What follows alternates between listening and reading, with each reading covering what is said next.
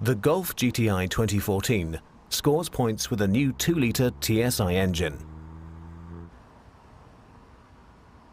This engine already complies with future Euro 6 emission standards. Moreover, it can be installed in vehicles with the modular transverse matrix concept. Soon it will show its strengths in other Volkswagen models. This Volkswagen TV training session will give you all the necessary information for repairing the 2-litre TSI engine. You can identify the 2-litre TSI engine at the first glance. The oil filling cap is no longer positioned in the cylinder head cover, but in the timing chain cover.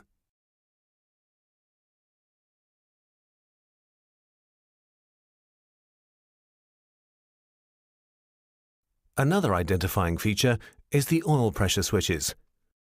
They are located on the ancillaries carrier below the oil filter. They activate at different pressures and monitor both pressure stages of the oil pump. In addition, a control valve for the piston cooling nozzles is now located at the front edge of the carrier. The valve controls cooling of the piston crown by switching the nozzles on and off. You can also identify the new engine by its oil pan. It's now made of plastic instead of sheet metal.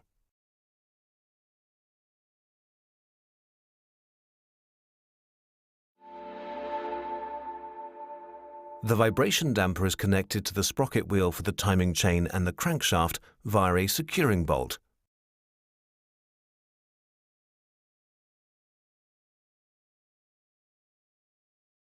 When the vibration damper has to be removed, fix the sprocket wheel and the crankshaft in position. Use the tool T10-531 for this. It's made up of several parts: the holder, the tensioning pin, the turning tool, and the flange nut. Use this tool for older vehicles as well. T10-531 replaces the former T10-368 tool.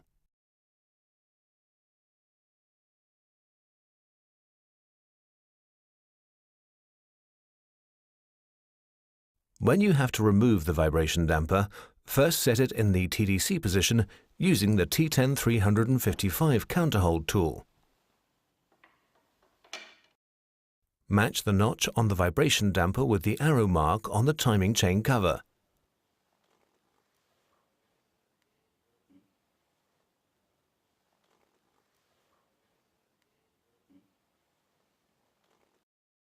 It is located in the 4 o'clock position. Now loosen the screw by at most half a turn.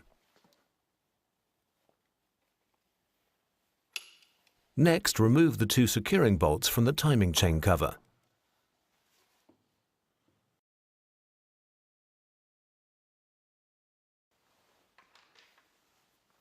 These bolts must not be used again when reinstalling the vibration damper. They have to be replaced. Now use the new T10-531 tool.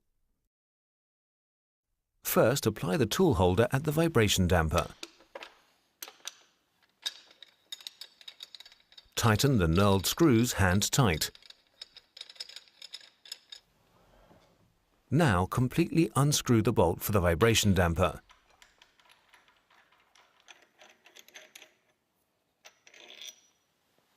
Screw the tensioning pin into the crankshaft and tighten it hand tight with a 12mm open-end wrench. Now screw the tensioning bolt hand tight.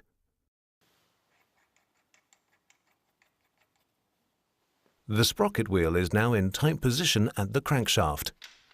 Remove the vibration damper by unscrewing both knurled screws.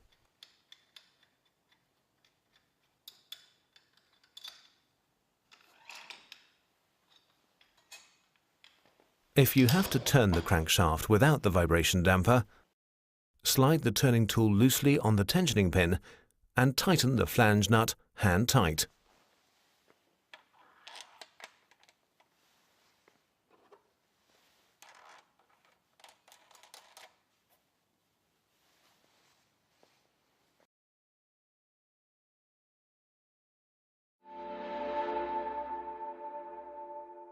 In the 2-litre TSI engine, pencil ignition coils are installed.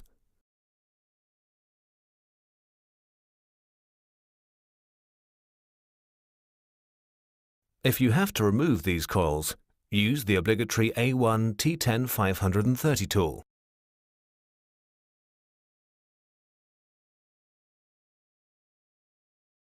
First, unscrew the securing bolt on the ignition coil.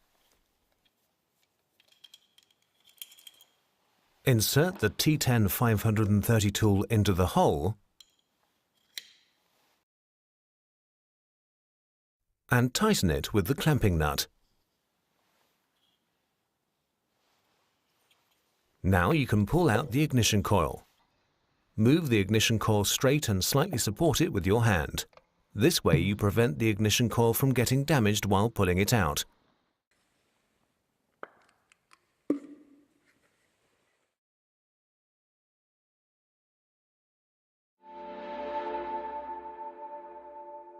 There is also a new tool for checking the valve timing of the 2-litre TSI engine. The VAS 6341 dial gauge with the T10 170A adapter.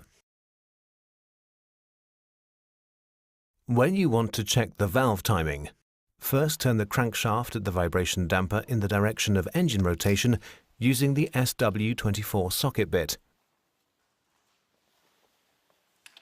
Turn it until both marks are almost at the top.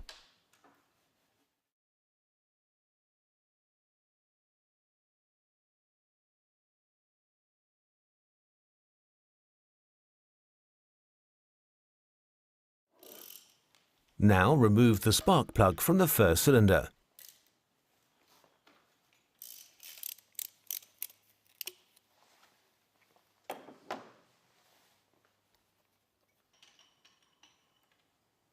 Screw the adapter for the dial gauge hand tight in the spark plug thread.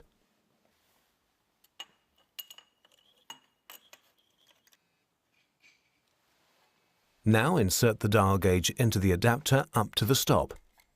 Tighten the dial gauge with the clamping nut. Next, turn the crankshaft slowly in the direction of engine rotation. Continue turning until the dial gauge needle no longer moves. Now the piston is at its top dead center. If you turn the crankshaft too much, the dial gauge needle will go down again. If this happens, do not rotate the crankshaft back against the direction of engine rotation. Instead, continue to turn the crankshaft in the direction of engine rotation by 2 turns until the needle again shows the maximum deflection.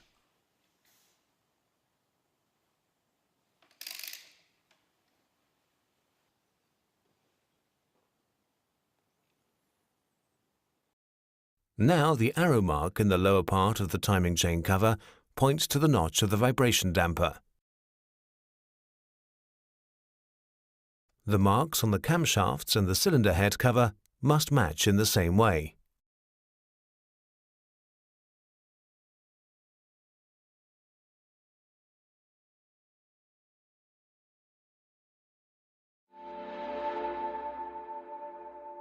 The 2-litre TSI engine comes with a newly developed cylinder head.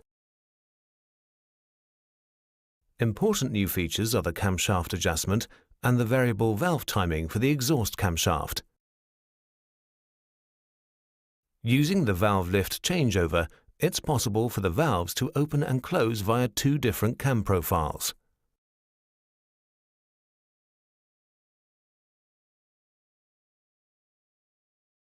The charge cycle in each cylinder is optimally controlled. This particularly improves the charge cycle in the lower speed range.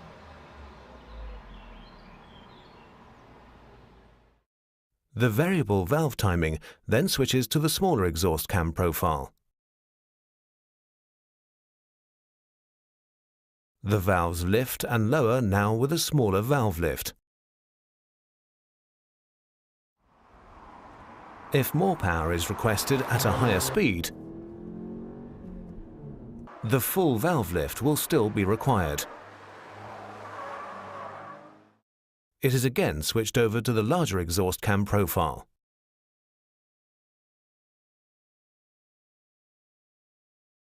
For the 2-litre TSI engine, there are some particular features when installing the camshafts. You can install the inlet camshaft in the cylinder head as before. However, the exhaust camshaft must not be inserted into the cylinder head as before.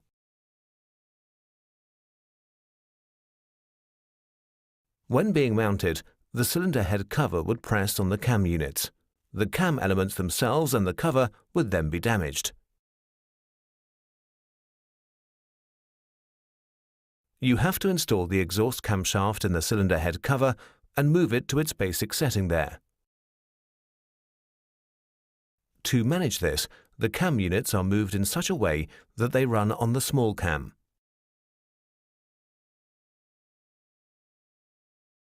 For this purpose, the outer sliders must be moved to the inside and the inner sliders to the outside.